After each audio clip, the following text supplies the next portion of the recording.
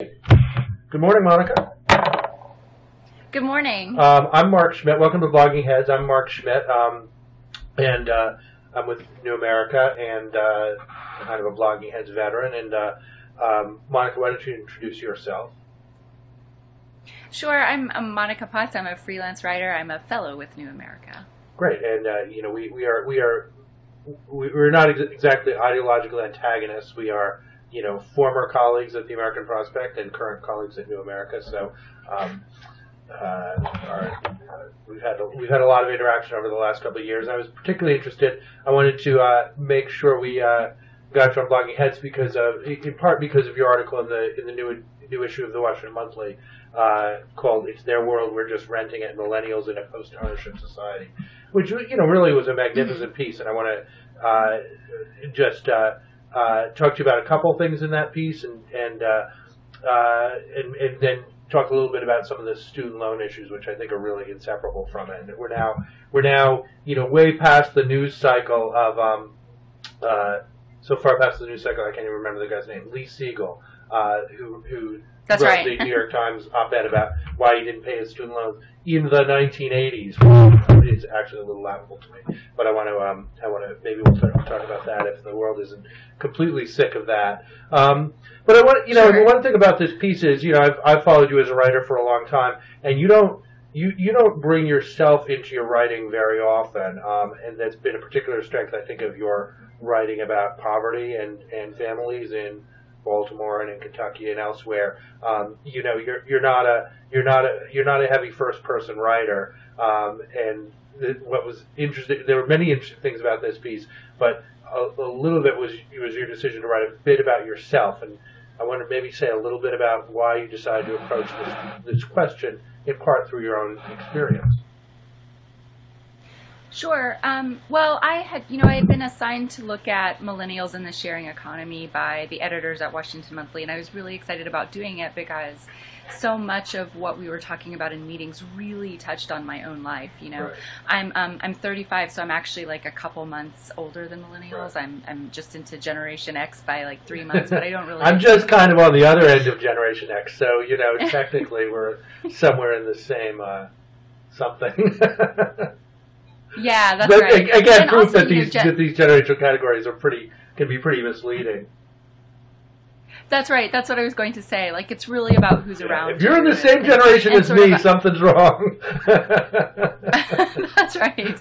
And because of the way my birthday fell, I was in classes with people a lot younger than me, because I was one of the oldest people in my kindergarten. So that's just the way it works. And so it struck me in the course of the writing, and it struck the editors too, who encouraged me to go down this way, that I just might have been the best character that I met who really wrapped everything up. Right. Everything I wrote was true, and true of a lot of people that I spoke to, but I was kind of partly I think because I knew myself the best, but also because the people who I met really touched on different aspects of what I was trying to say in different ways, but they didn't sum it up just as well as I did. And I think, partly it was because that's where my reporting led me, and also just partly because that's what seemed that would serve the story best, was to have me in it. Right.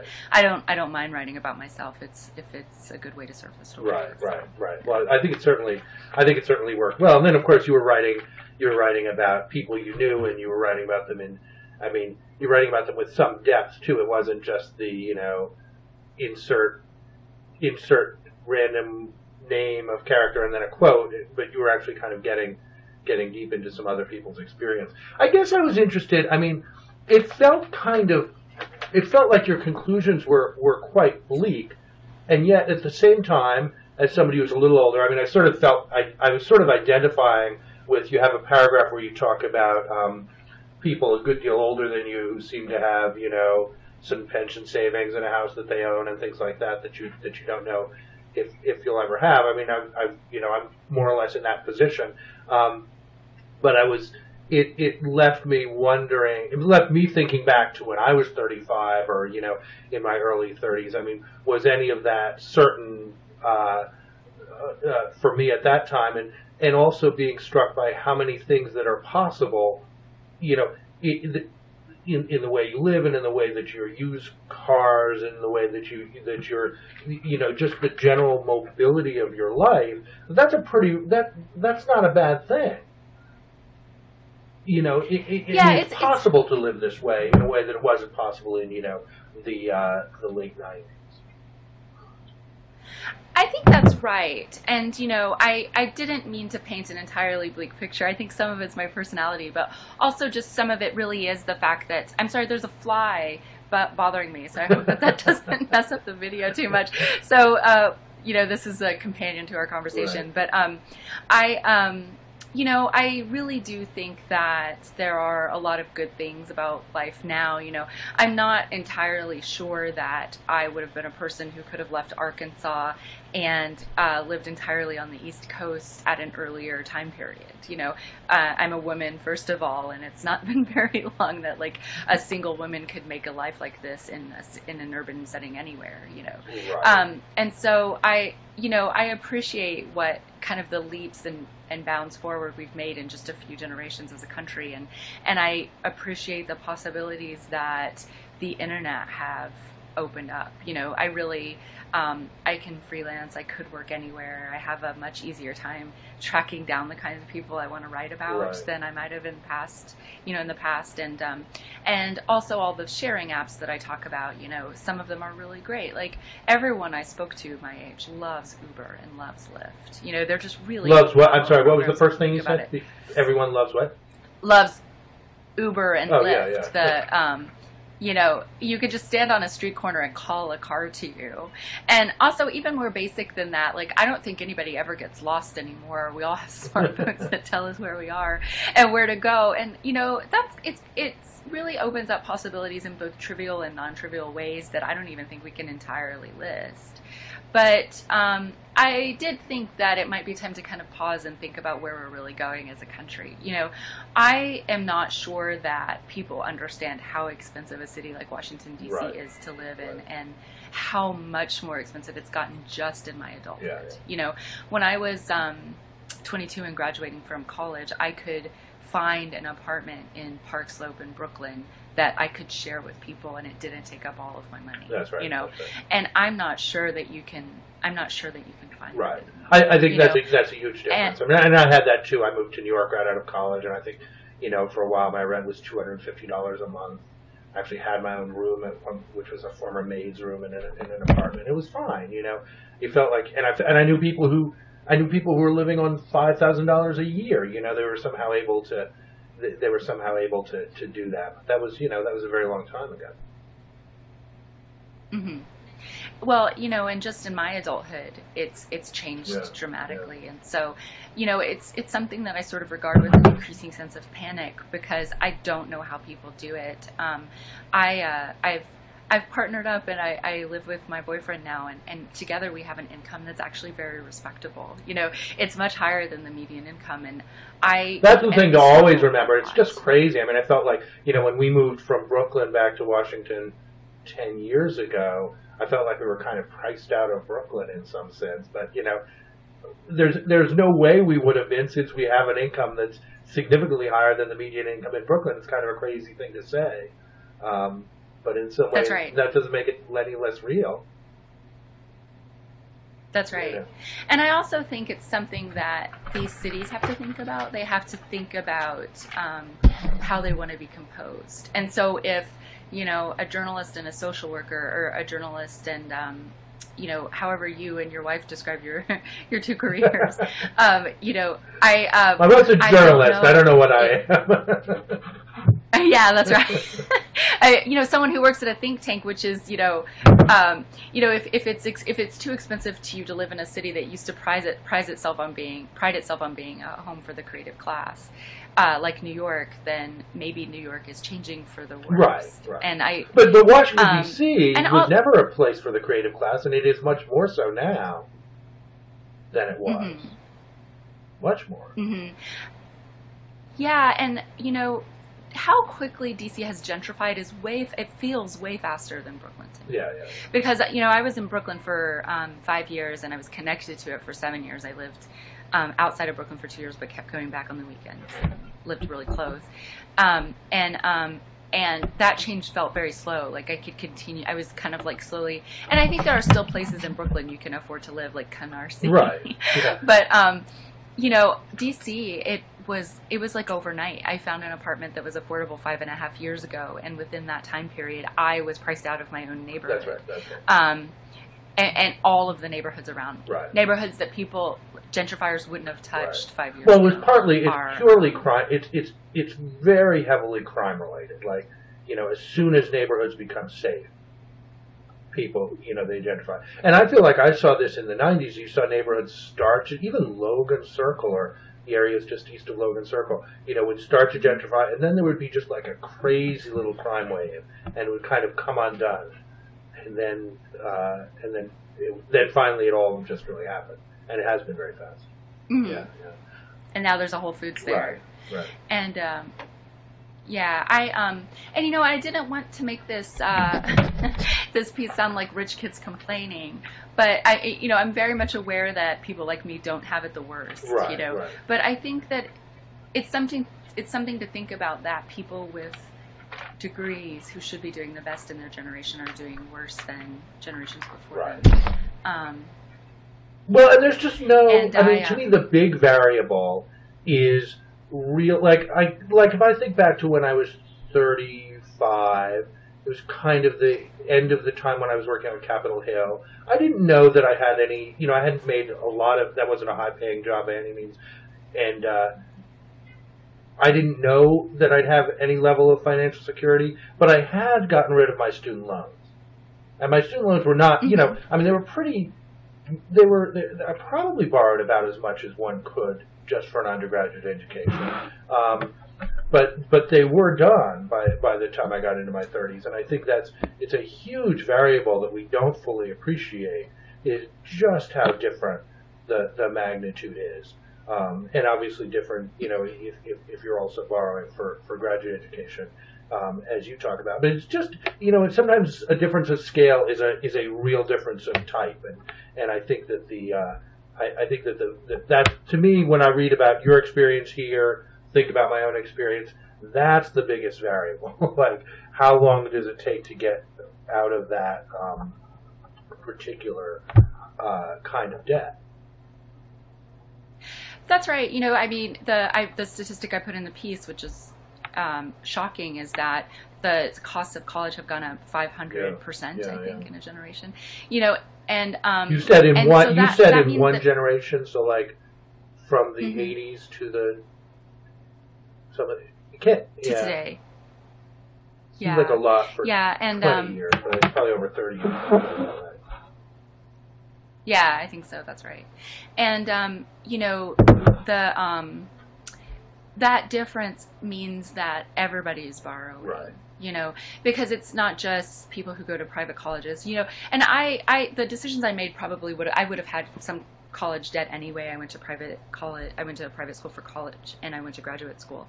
But I also think that if we think about why people are going to graduate school, they're going to graduate school because the economy was bad when they were young adults, and also because the returns on a BA are still much higher than they still make a BA worth it. Right. But people are graduating with BAs, and they're not in jobs that are fulfilling and pay well, and they don't see a ladder up. Right. And so they're going to graduate school because they don't see the way to advance without it. And so the economic forces that drive them to graduate school and take on more debt are just as bleak as the fact that they have the debt. Yeah. And so so I think that's part of it. And also, if you're a young kid who's been successful in school up until the time you graduate from college, then the idea of going to graduate school makes perfect sense. It's the way you've advanced your career up until then, and so it's really, kids who go to graduate school are really the ones with the super high debt burdens, along with those who go to for-profits and those who go to graduate. And even if people are just borrowing a little bit, then that's, if maybe they finish paying off their loans by the time they're 30 or 35, that's still money that they're not saving, and that's still money they're not putting towards buying a house. But if it's a very, it seems to me there is a legitimate basis for a student loan system as part of the overall education system. I mean, this is some of the backlash, some of the response, I think, to Lee Siegel, and I think this was true in Helene Olin's piece in Slate about it. There's sort of I guess Helene was arguing, that we tend to classify people as, those sad victims of Corinthian colleges and things like that. People who borrowed money, got nothing of value, and are, and really every penny they borrowed should be forgiven in one form or another because they're completely victimized. Helene was arguing, like, we're sort of creating one of those systems like the deserving and undeserving poor, where some Corinthian college victims are deserving, and Lee Siegel, who's a jerk, is not deserving, which she's not. But that you don't get to pick that basically the whole system is dragging people down. I'm not sure I go all that far. I mean, if there's a degree, whether it's a BA or a particular kind of graduate degree, where you really know the difference in my income from having this degree and not having this degree is going to be $50,000 a year or something like that. And some of these graduate degrees, that's true. If you know that, then it's perfectly valid to borrow against that future earnings stream that's, that is private, that is a benefit to you, and you're just going to, it's the same as, borrow, if you paint your house, you sell it for $50,000 more. Well, if you need to borrow $20,000 to paint your house, you would, because it's a very, it will be reflected in future income. So I'm not sure that all student loans are invalid. There's something about the scale of it. Obviously, people who borrow for programs they don't finish or that don't provide any benefit are tremendously victimized. I mean, it's interesting when people who are borrowing for, say, a master's degree that's not necessarily, the education isn't that great, but it is a credential that they need because jobs require it. The little again, like social work. Yeah, I mean, I think that's what we see a lot of. Is it's a slack labor market. So you're hiring, you put, masters in public administration, masters in public policy required, masters in, journalism is an interesting field where, there are a lot of people who don't have those master's degrees at the same levels as some people who do, but sometimes it's a way of screening applicants is just to require the degree. Mm-hmm. That's right. I mean, I agree with you that I don't think the idea of student loans is bad. Where I agree with Helene is just the scale. I mean, even if you look at doctors and lawyers who up to now at least have been really compensated for their advanced degrees and it's made sense for them financially. I spoke to, about a year ago for a different story, I spoke to a doctor whose dad had been a doctor, and she and her husband had both borrowed, I think they were in debt together about $500,000 for their graduate school loans, and they're going to be well compensated. She's going to be a primary care physician, which means she can expect her salary to be around $200,000 a year. But you go through a long period of training to be a doctor, during which you're not well compensated, right. And so so she was.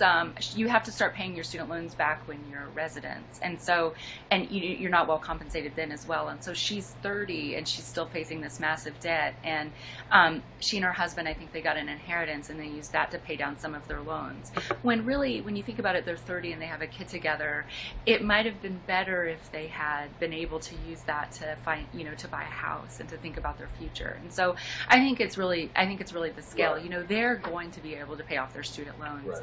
But it's way more than her dad might have. Yeah. And her dad was, much better off, right. for not having had that.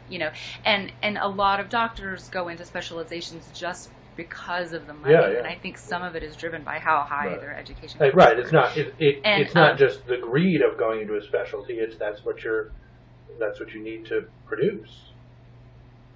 Yeah, and that's where it makes the most financial sense to go. And I think, I think it's just, if it's a matter of borrowing $20,000, of course, then it totally makes sense to get a BA. But and most people with BAs graduate with less than $10,000 right. of debt. That's right. true. But if you, I think also we have to think about the class dimension of it as well. If you're a very low income student and you're going to a private college like Bryn Mawr, which is where I went, financial aid is part of your loans are part of your financial aid package. And so I certainly could have rejected the loan part of my financial aid, but I would have had to come up with that money elsewhere, which is money I didn't have. Right. To do it. And so, borrowing the maximum amount that the government would let me borrow was part of the paper that I signed that accepted the grants. And so, it didn't feel like borrowing money. It felt like part of it. In a way, you're better off than some students who, not being eligible for other aid, have to borrow anyway, and then also borrow private loans above a certain amount. So,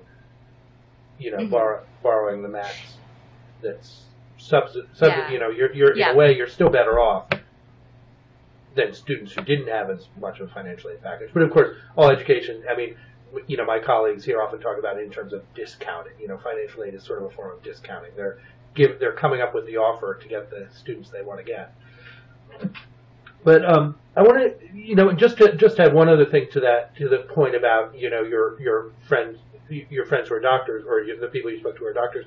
I mean, the other thing they don't have is that freedom to say, you know what, I don't want to be a doctor anymore. I want to be a aromatherapist or something like that. I mean, you really limit your ability to make later in life choices in the same way that you limit your ability. I mean, we were talking about gentrifying neighborhoods and Brooklyn and so forth. I mean, one of the things about that kind of expensive urban lifestyle is often you can make it work, you can figure out how to buy a home, but you're really locked in at a certain financial level that really limits your other choices. And I feel like at the same time you're writing about a world here where there are lots of different ways to structure your choices. You could just sort of, including you can go be an Uber driver for a little while, and it feels like a world where there's not as many. The world that I entered as an adult, there were a lot of things. There were sort of high barriers to entry kind of job things, like if maybe you find a way to get a job as a journalist at a newspaper, and once you've crossed that barriers to entry, you are expecting a certain level of security, even though I think if you had any clue, you shouldn't be expecting that. But some people were. Now it feels to me like there are a lot of things you can do that, starting some kind of, you talk about the Etsy sellers, starting something that's your own business, starting writing and doing things like that, where you're not necessarily getting over this high hurdle, this high barrier to entry, but you also have no security once you've done it. That's right. But getting in a way is easier. That's right. And there are pluses and minuses to that, and I don't mean to think it's all bad, but I do wonder whether it's time to think about where our security should come from. Right. Maybe the union protected job at a newspaper, that's gone forever, and we're not going to have that kind of security anymore. But maybe some kind of security needs to replace that. As a good liberal, I have my ideas about where that should come from, but I think that's really kind of what we're facing. The people I spoke to for my story who are my age and younger, they really do want to feel some security, and they want the security to be able to take risks. Right. They want to be able to start their own businesses. Yeah, and I think that's how a lot of people think about it. And maybe before what the security was partly that it was just like not so expensive to live, that it was possible to save the 3 months you needed to pay your rent and other bills. To have that kind of cushion. But I don't really think rent is very expensive. Like the things people are paying money for are just like way too expensive, and they prohibit that. Yeah, the era of, like, you look at a movie now like Slacker, about young people living in Austin, Texas, and I think that movie's from 1992 or so. You realize it all depends on basically rent being free. This whole creative class, stoner class culture, where you're really relaxed about these things for years into your 20s depends on very low rent. But it raises the question of, like, what other, one response to an article about yours is, what's so important about Washington, D.C. or New York City? Live in Pittsburgh, live in Detroit, live in Binghamton, New York, which is where my parents are from. Why not? And especially because of the internet and other things. I mean, like, you can do a lot of the things you do if you wanted to live in, say, Pittsburgh, which is a super cool city. Yeah, well, I think there are a few responses to that, not the least of which is the fact that Austin and Denver and some of the other cities that people used to move to for affordability aren't that affordable anymore. Right. They're a little bit cheaper than Washington, D.C., but they're really actually not that much cheaper. I actually looked into moving. And they're getting more expensive too because other people have this idea. Right. My sister has lived in Denver since she graduated from college. She's 5 years younger than I am. And so she's definitely a millennial, and her rent has more than doubled. Yeah, right. I wasn't even thinking about Denver. But it was one of those cities that, like, at this time was like named, one of the best, most affordable cities to live in. And so, one, people are wanting to live in cities everywhere, and so rent everywhere is going up. Two, there are costs to moving. You have to say goodbye to your friends and to some extent your work connections. I can do a lot of the things that I do from anywhere, but I can't have coffee with an editor who wants to meet me. Sure. If I lived in like Fayetteville, Arkansas, which is a lovely little city. Right. And so which has the benefit of being close to my mom. Right. So and it's a college town. There's that. Yeah. Yeah, and but there are. You could also say that people want to live near where their next job might be. Right. So if you have been working in journalism, DC is a good place to stay, just in case a good opportunity comes up, and then you don't have to move again. Yeah, right. So I think, and also I like DC okay. I love New York, but I don't think I can live there again. But also, whether I move or not also has something to say about whether people like me move or not. And then those cities have to answer the questions of what they want to look like. Right. That's the main thing. There's not, people talk a lot about affordable housing, but there also isn't moderate rate housing anymore. There used to be a lot of tax credits to encourage developers to build different kinds of houses. And so you would see luxury condos, and you would also see apartments. You mean in New York or Washington or elsewhere? Everywhere, that there were places where you could find sort of middle class neighborhoods, which Park Slope used to be sort of more middle class in the 80s, maybe a little earlier, and there aren't middle class neighborhoods anymore either, and so people who might have been middle class are shoving into affordable neighborhoods, which is what gentrification is, and that displaces the poor people, and so the only new development is really luxury, is really the high end because that's where the money is. Right. And so I think the question is whether cities just want to be gated communities for rich people, or whether they want to be kind of diverse and in all kinds of ways, which is what they have been before, which is what you would think people were paying for to live in them. You would think that people are paying to live in cities so that the people around them aren't all like them, and there's this beautiful kind of convergence of different cultures and different lifestyles. And, I don't know. Right.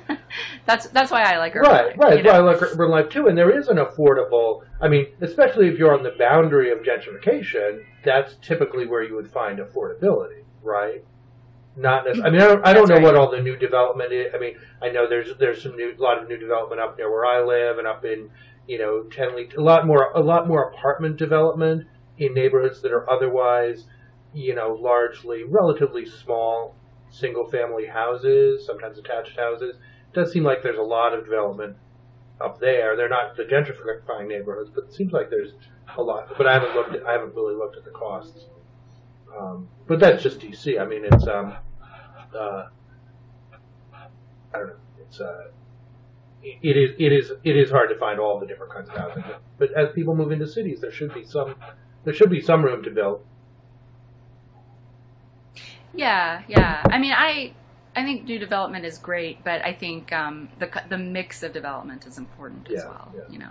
Because what happens is the gentrification border just gets pushed out and pushed out and pushed out, and so you have people moving every year to follow the affordability. Right. Maybe not every year, but every 5 years. Right. And you have more people moving into suburbs now because they're relatively affordable rent-wise. Right. And so, so it changes the nature of the cities, and so I think that's a question for cities, is whether that's what they. That's what they mean. There's no way that I would want to go back to the DC of 1997. Right, and there's no tax base in that city. There's no Yes, poor people live in different neighborhoods than they live in now. But other than that, there's just nothing to be said for DC of the mid-90s. School system. I mean, there are no schools that were, maybe there were one or two schools that people would send their kids to. People who had choices, let's say, would send their kids to. Now there's quite a few. Yeah, I think that's fair. I think what I'm kind of arguing a bit against is that there's kind of an implicit conversation among people that the answer to affordability is just to build more housing. Right. That development solves that problem, that if you remove the height restrictions in city like DC and San Francisco and you approve development, then the extra supply will drive down the costs, as if markets were perfect and right. and people in them had all the information right. that they need to make right. choices, and as if you didn't need to subsidize income on different scales, which I just think you do. I think I don't think that there's an answer to a city that is mixed and diverse, and neighborhoods that are mixed and diverse, without sort of the government putting its thumb on the scale in some right. ways, so that right. it's not just sky high right. prices. Which can be like some of the. There's a whole element of New York that's still, based on policies from like the 50s and 60s and things like, the term Mitchell-Lama housing, which I'm never sure exactly what it means. But there were a lot of things in New York City development that created pretty mixed middle class. New York City is the only place where middle class people actually live in basically public housing developments, mm-hmm. and then there are the mixed developments like the Mitchell-Lama, things like that. But it was very deliberate, and I think we're beginning to see, I think what we're seeing now is like the end of that era in New York, mm-hmm. Of those very deliberate efforts to create affordable housing. But DC still feels different. That's right. DC still feels like it has a long way to go in terms of developing and rebuilding neighborhoods and building greater density in lots of different kinds of neighborhoods. It does feel like there's a lot of room, and I don't know whether development will be as deliberate to make sure that it includes middle class housing or not, but it feels a little different. Yeah, I think that's right. I guess it should be deliberate, and I'm not sure how deliberate it is right now. I remember a while ago, and I don't remember where I saw this, but I know that Matt Iglesias picked it up and blogged about it while he was still at Slate. But someone quoted someone in, I think, Anacostia or Congress Heights, a neighborhood on the southeast quadrant of the city that's still very poor, and they were fixing her streetlights, and she was kind of saying, no, please don't fix my streetlights. The gentrifiers will come, basically, is what she said. And the idea was that basically the cities that are still affordable in DC are those where we don't provide services. Right. And so what you see is like sort of a lack of city services substituting for an affordability plan, And I think that's pretty terrible and dire. And so I don't know how true it is that that's all that's going on, but right. it doesn't seem like there's a lot of thoughtfulness about right, right. Well, it's interesting if they are actually switching the street, if they are fixing the streetlights, despite what this woman wants, that's a good thing. And it's not like Congress Heights is it's pretty far from the boundary of gentrification. Yeah, that's right. But I think it just exposes her. The improvement in basic city services from the late '90s is staggering. It's hilarious. When we lived here in the late '90s, I remember they would start recycling, and then they'd run out of money and they'd stop recycling. And it would happen for, it would be like 3 months on, 6 months off. So nobody actually ever really got in the habit of recycling, even though they were still spending a huge amount of money on it. And now that whole system now the only argument is who is responsible for taking away the old recycling bins when they gave us the new recycling bins. That's right. Like first world problem. It's a problem. Our old bin is still sitting out there, but it's sort of a first world problem in a way compared to what we're used to in DC. Yeah. Well, anyway, it's an interesting. It's a fascinating piece, and I think you did a really good job of capturing it. Not necessarily at the level of the recent graduates' total despair of we're totally screwed and you old people screwed it up. Did you see that post about the gripes of Gen X last week? It's very funny. I'll send it to you. But I won't go into it completely. You can read it with your Gen X hat on. But it wasn't totally from that viewpoint of we're completely screwed. But, from the viewpoint of you kind of got some things figured out, but there's still like a fragility and insecurity. Oh, I wanted to ask one thing about went back to the student loan question for a while. Did you? I have an interest in this because years and years ago when I was working on the Hill, I got very involved in trying to get income contingent. We called them income contingent loans at the time. Now they're called, I think, income-based repayment. Some people call it income-sensitive repayment. You were talking about that as sounded like that was a pretty positive way for you to manage your loans and for other people you talk to. I wouldn't be able to make payments on my loans otherwise. But the downside is that it means I'll never pay them off. Right. I mean, it extends their future to a very long. I mean, I've been interested in this, and some of the folks here at New America have been doing research about this too. It's like, as much as I always thought like income contingent is the way to go, and it gives you that buffer if you want to just like drop, if your doctor friends want to just stop being doctors and do something else, there, it gives you a little bit of an escape hatch. And it gives you an escape hatch if you want to go to the expensive private university, but you want to be an artist and you have no idea what the prospects are for that kind of thing. For lots of things, it has a lot of advantages. But I think we find, and I remember finding this even when I was working on the Hill, and even more recently, people don't always like it that much. They'd rather take a loan and say, okay, I want to know what's my payment and when am I done. And the thing about income contingent repayment or income-based repayment is it doesn't, you don't know for sure what your payment is going to be, and you don't know whether you're going to be done, and it may be forever, or it's 20 years in the case of the kind of program you're on. That's right, and then it's, and it makes it, to be honest, in many days all feel very pointless. I think the point at which a few years ago I realized my loans had actually grown over time that's right. Made me feel really disparaging about the whole thing. And so and also I think people, and especially young people perhaps, are like ever hopeful for the future. And so I've just like always thought about a time in my near future where I'm going to be totally rich and be able to pay everything that I owe. And I would like that. If I had money, I would pay off my loans. Like, I don't want to not pay them. Right. But I think that I think there's a point at which maybe when you hit your early 30s that you start to realize the truth of everything, and that maybe that this is adulthood, that this is what it is. This is what it is. Making a modest, respectable income, and this is probably it for the rest of your life. And so I think when you hit that point, the income-based repayment seems like a really bad deal, because if I make on-time payments forever, they're going to be forgiven at some point.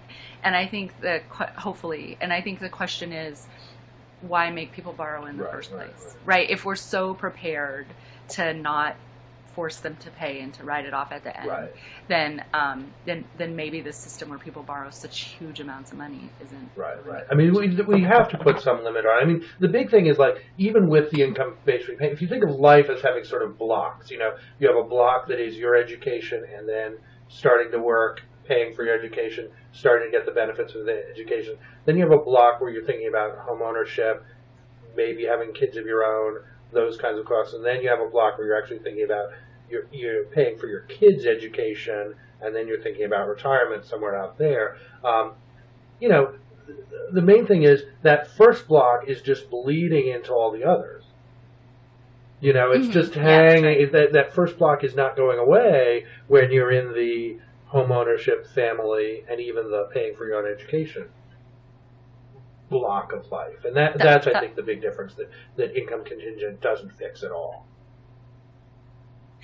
That's right. I think that's right. And I think that's where Lee Siegel's a jerk, and he was probably wrong and a liar about some things. But I think that's where his argument resonated with some people, because at some point, if you're struggling that hard to make your loans, and income-based repayment is not making it much better for you, then then I think at some point you're just kind of like, what is the point of this? Maybe it makes most sense to take the huge hit on my credit now. Right.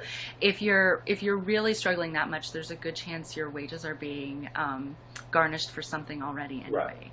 And so, it removes the kind of the bad part of what a default would be. And that has a lot of consequences for the way the system runs. And I think that's the big thing. Right. Well, Lee Siegel is not somebody who had giant millennial student loans into his adulthood. That's right. Yeah. Older than I am. He just chose not to pay his loans, and and he's giving people pretty bad financial advice. There are a lot of things one could get away with in the 1980s. I mean, nobody, for example, nobody did credit checks on employment. When you got a job now, if you apply for a job, people want to do a credit check. Nobody did that in the 1980s. And they didn't do any of that. They couldn't even Google you. You could get away with it was a sloppier time, and that makes that pretty bad advice. That's right.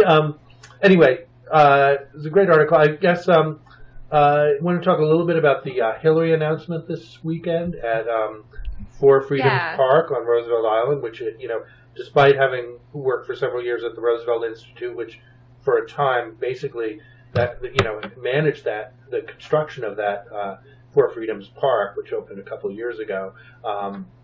But despite that, I'd never been out there until I didn't go to the Hillary announcement, but a few weeks earlier I was out there. It's a beautiful, beautiful spot, and it seemed like a pretty well handled moment. But I think what struck me the most was,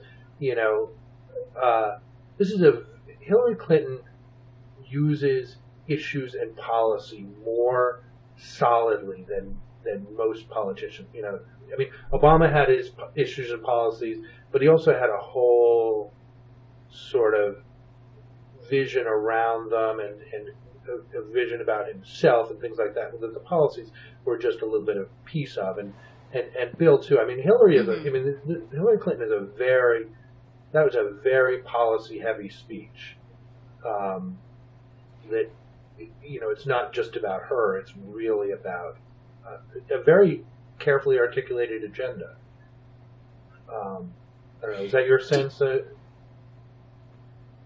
Yeah, from what I've kind of gathered up in the ether about both her campaign so far and also in her speech. Yeah. But I wanted to ask you, do you think some of this is, I wonder if some of it is because she doesn't really have to talk about herself. Everybody knows who she is and they've seen her for a long time. She's kind of just part of America. Yeah, no, I mean, I do think that, and it's one reason why I'm kind of confident about her as a candidate. Like, she is what she is. She's not going to get sort of destroyed like John Kerry did, because most people didn't really know who John Kerry was in 2004. No, I think there's there's the good, there's the bad, whatever. There's Hillary. I think that's right.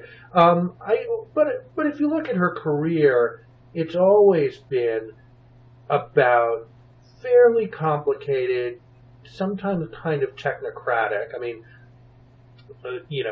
in a way that can be dangerous, as with the Clinton administration healthcare plan. But you look at the children's programs that she focused on in Arkansas, which you probably have a better feel for than I do, and then you look at some of the things that are in that book. It Takes a Village, and that whole approach. It's always been very much about issues. And then you think about some of the profiles that have talked about the role of Heather Boucher from the Washington Center for Equitable Growth, and John Podesta, who ran CAP, and Neera Tanden, who runs CAP now, and some of the other, I've never seen somebody who is as kind of dialed in to the think tank world as Hillary Clinton is.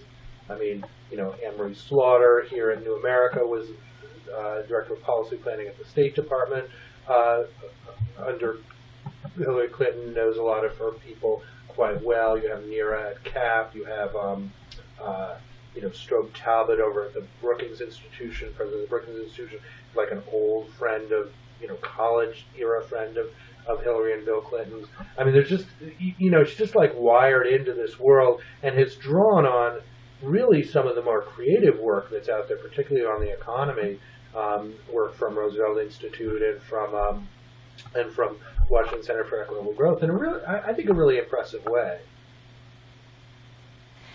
Yeah, and my sense is that that's really going to work for her. Yeah. You know, that because to the extent that those think tanks are dialed into the actual problems actual people are having, and how. Well, I have my doubts about that. But I actually think that's right, because one of the things that you hear from people across the board is how much that they're struggling, and they're not thinking about the 1%. They're thinking about how poorly they're doing compared to how poorly they were doing 10 years ago, or how well they were doing 10 years ago, and how well their parents did at this age.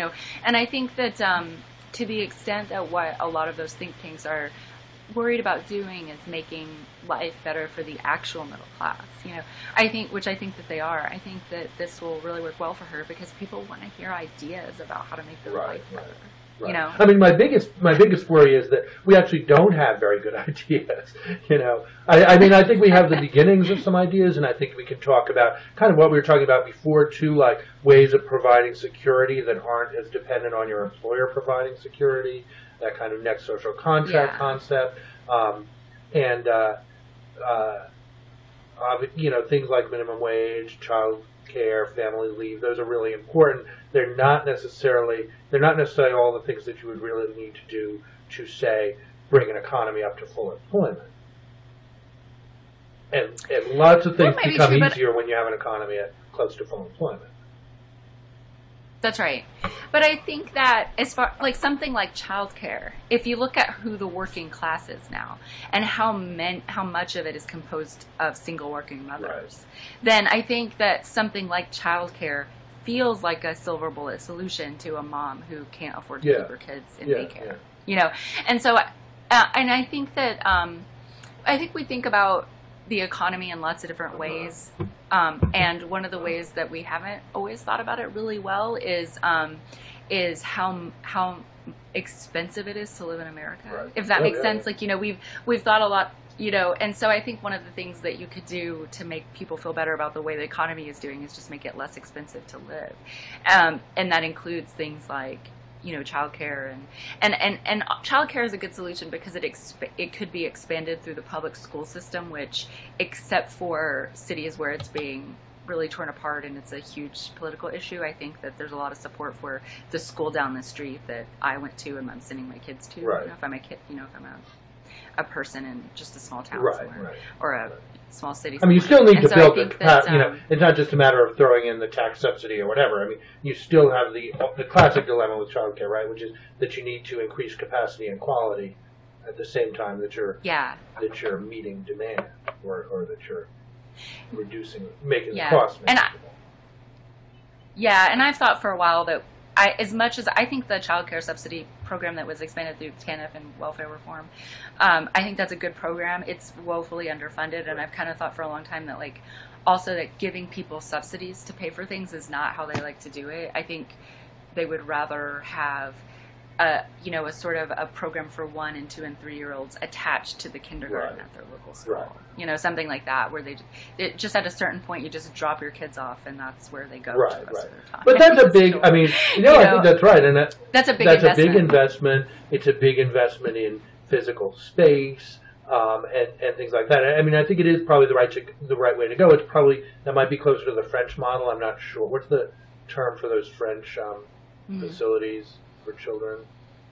There's some French. It's not like a pretentious French term because it's actually what they do in France. But there's some word for it. I think that would be. We don't even have universal kindergarten yet everywhere in the country. I know. So it's like universal kindergarten, pre-K, 3-year-olds, and then what can you do for younger kids? I think that is a good vision, and it's always awkward when you're just throwing, whether it's through the tax system or a direct subsidy, where we're just continually hoping that the private sector will produce this thing, and then throwing subsidies at it without the intervention to actually make sure that this thing gets created and made available. And then it's always a rear guard fight to make sure it keeps getting funded and to keep, the subsidies that low income people get, they're always going to be under attack, and so it just doesn't work as well as like a universal system. But but I think that I think that the notes Hillary's striking right now are the right ones for the people she needs to convince. Like, she needs to hold on to the Obama coalition, and that includes unmarried white women and unmarried women across the board. Right, so, right. A lot of whom have children and stuff like that. And so it's interesting to me because it's interesting to me that she's talking about the economy in this way, which I think is much more, this is going to sound weird, but she's just much more a woman this time. In 2008, she just wanted to pretend like she wasn't a woman the whole race. And until the end. And I think that was really off-putting for people my age and younger, is that this, here was this potentially like earth-shattering candidate, and she never wanted to talk about it. She just wanted to be tough and hawkish all the time. You mean in 2012? In 2008? 2008, yeah. Really, until the end, she didn't make a speech about breaking the glass ceiling until the end, until she was leaving the race. I don't think I really, think I really got that. I mean, it's a long time ago. That's how it felt. Yeah. It was a long time ago, but but like. And it's it's a way of talking about the economy that isn't. I mean, implicit sometimes in the way a lot of liberals talk about the economy is the idea of the male worker being able to support a family. Like, I think you could find that language even in Clinton '92, putting people first. That idea that a single male worker should be able to support a family. Well, that's not the world we live in on a whole bunch of different levels, and it does feel like the Clinton economic message kind of recognizes and respects that. It doesn't solve all that problem. I mean, it would be nice to live in a world where it doesn't have to be the male worker at all, but it would be nice to live in a world where there are enough jobs that and costs are low enough that one income could basically support a family, but that's not where we are. It's not, and you're right. I think a lot of people, when they talk about voters and when they talk about the working class, you can just kind of see the white man with a hard hat that they're thinking of, and there's something about that, the undercurrent of which I think has just always been off-putting to the younger Democratic voters. Right. And so I think that's why you see fights all the time about people who are like, how do Democrats get the white working class back? And underneath that, I think people my age, it feels like people are saying, well, how do we get the race? Yeah, that's right. No, there's no question about that.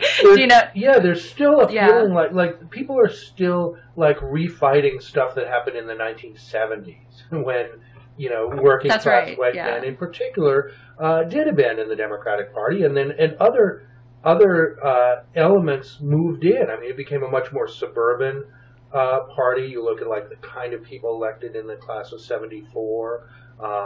It's a really fun fact. I was going to write this up, and instead of writing up, I'm just going to lay it out here. If Martin O'Malley is a lifelong Democrat, everybody else in the Democratic side who's running for president or thinking about running for president or talking about running for president or been talked about, including Elizabeth Warren, is a former Republican.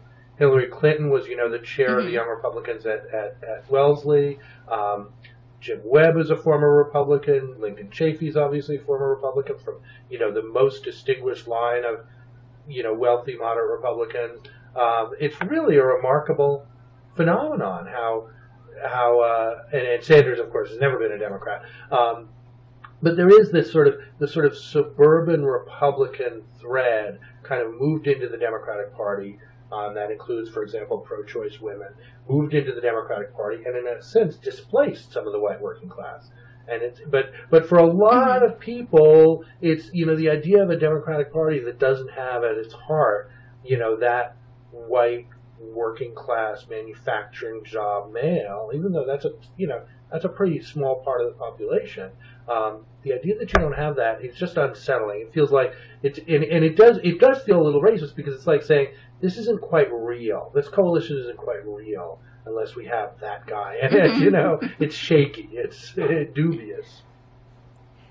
Yeah. And also the idea that women and people of color and gays and lesbians will somehow fracture. It's like something, if something, but I don't think so. It's an old debate, one of the, Yeah, it really is, and I think that for some people it just feels like, oh, well, you just let it go already. Yeah.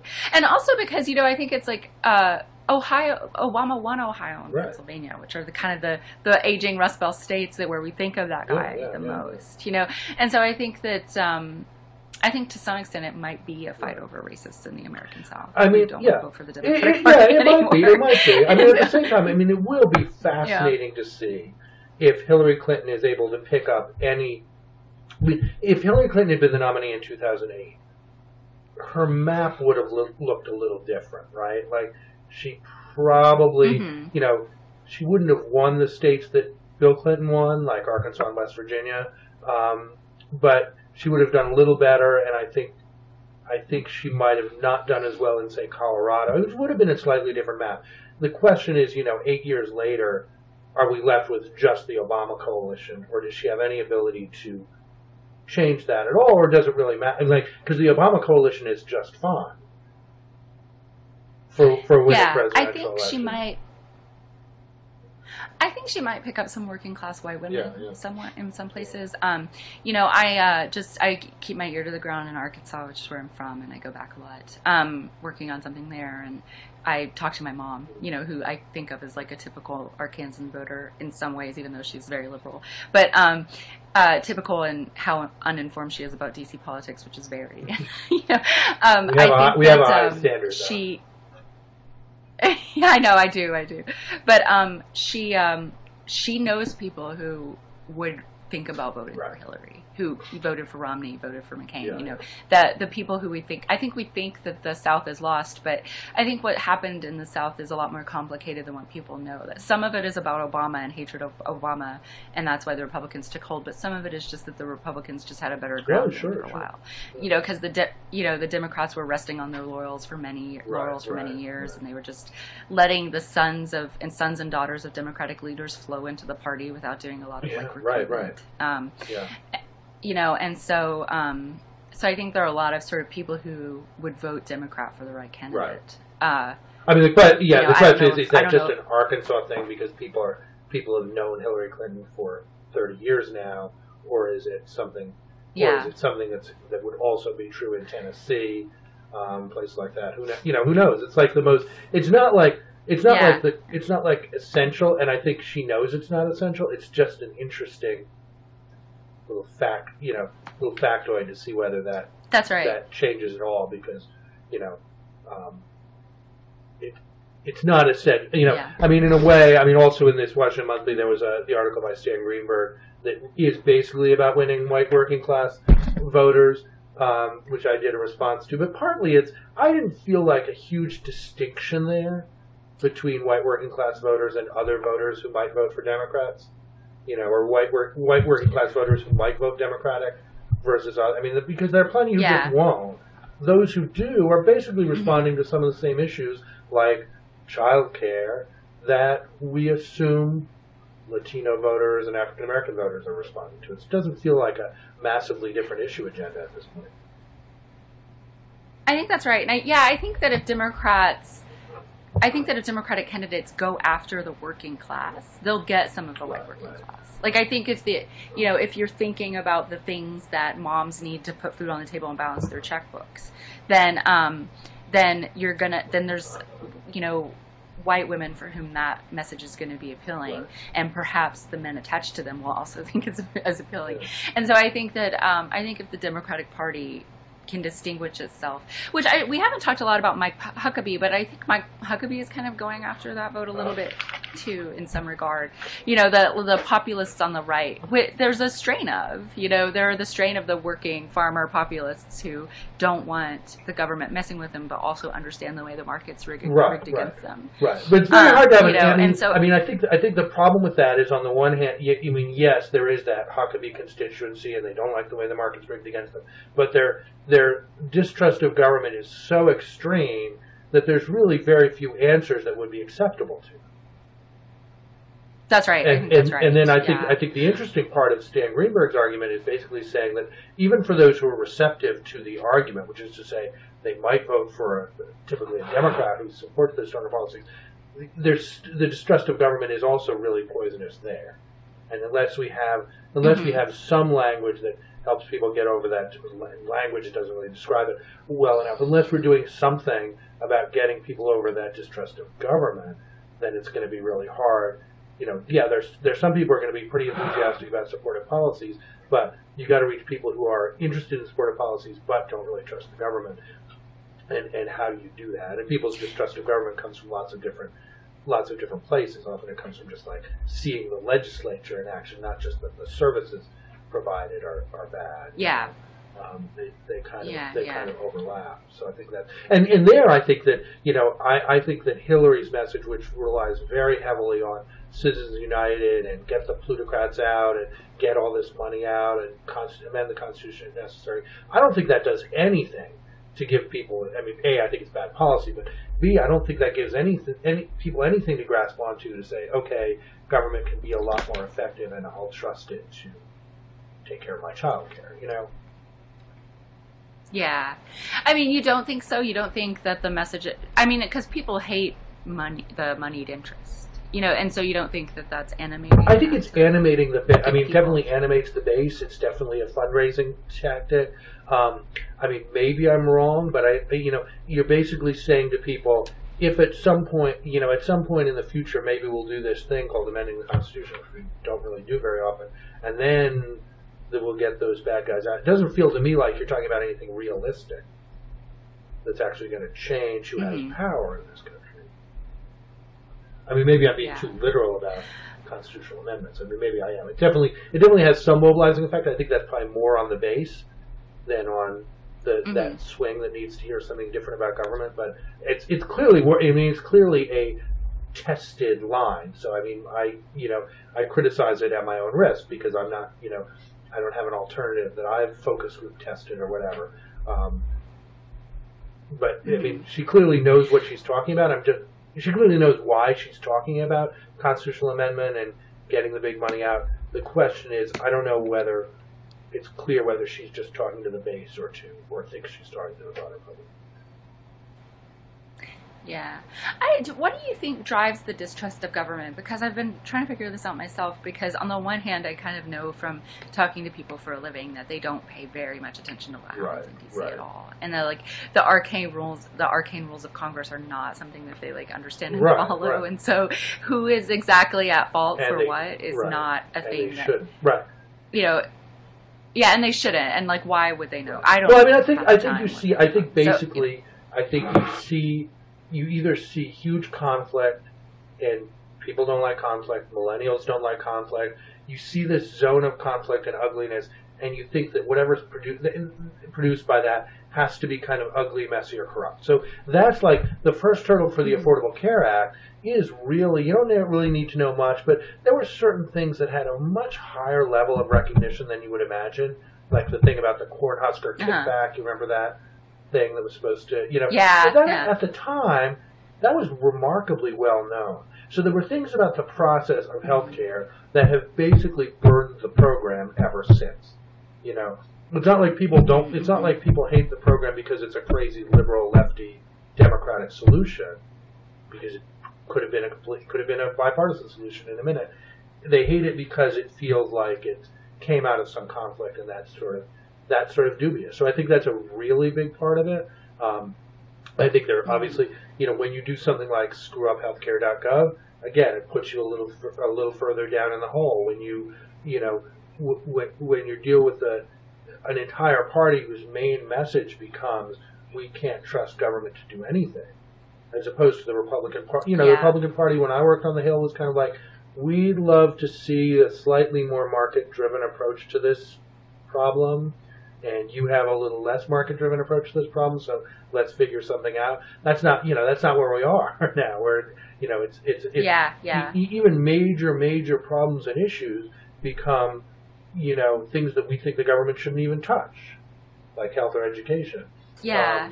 And it's hard to get around that. It is, and they get so much mileage out of saying, the government can never do anything right, and then getting themselves elected to government and making sure that the government's not going to do anything right. And so, and I guess what is surprising to me somehow is that people don't see that manipulation happening. Right.